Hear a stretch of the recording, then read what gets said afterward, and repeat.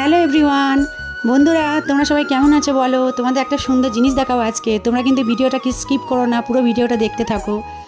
আমার দুটো আনারস গাছ দেখছো এখানে, একটা টবে বসানো আর একটা জলের মধ্যে বসানো। যেটা জলের মধ্যে বসানো সেটা দেখো, কন্ডিশন দেখো একবার, কত রুট বেরিয়েছে একবার শুধু দেখো। তোমাদের একটা শর্ট ভিডিওতে এর আগে বলেছিলাম মনে আছে, যে আনারস গাছের মাথাটা যেটা, সেখানে পাতাগুলো 2 ইঞ্চি মতন কেটে নিলে অলরেডি রুটটা দেখা যায়।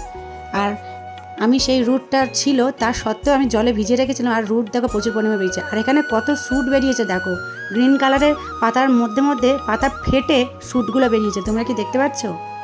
আর রুটটা দেখেছো কত সুন্দর গ্রো করেছে। দাঁড়াও তোমাদের আর একটা জিনিস দেখাচ্ছি। এই দেখো, এই শ্যুটটা দেখো কতটা বড় হয়ে গেছে, দেখছো? তাহলে আনারস গাছের পাতা কি তোমরা আর ফেলে দেবে? একদম ফেলে দেবে না।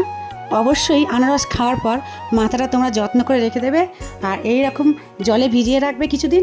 যখন নতুন রুট বেরিয়ে যাবে আর এরকম শ্যুট ফেটে ফেটে বেরিয়ে যাবে, তখন মাটিতে বসিয়ে দিতে পারো।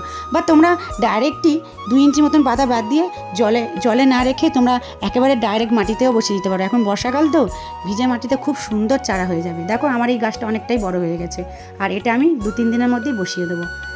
তো তোমাদের ভিডিওটা কেমন লাগলো অবশ্যই জানিও। আর আনারস গাছ তোমরাও সুন্দর করে করো, আর তোমরাও ইউটিউবে এরকম ভিডিও ছাড়ো। তো বন্ধুরা ভালো থেকো, বাই বাই।